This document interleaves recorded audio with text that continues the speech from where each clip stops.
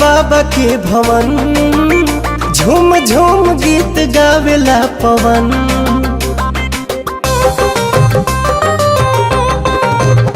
ओम नमः शिवाय के भजे, महादेव से ही खुश रहे मन।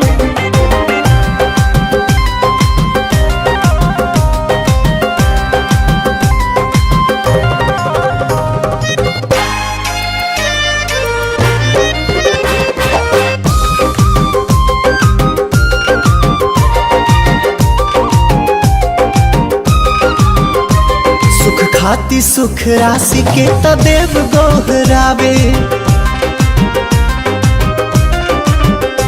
महाकाल अविनाशी के त जय जय मनावे। जब पड़ेला जो फेर सब शरण में आवे, सब शरण में आवे।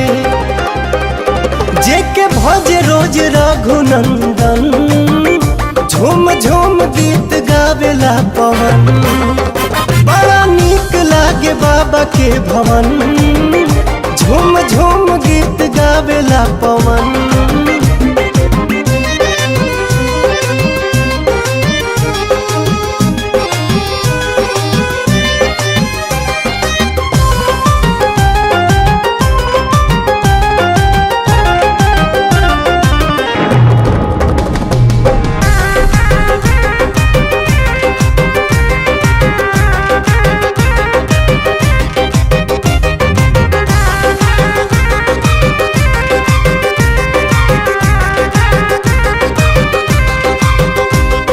हारी मदहारी हमें भोले त्रिपुरारी,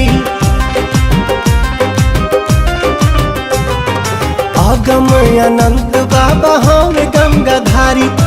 अलख निरंजनी मंगलकारी, मंगलकारी।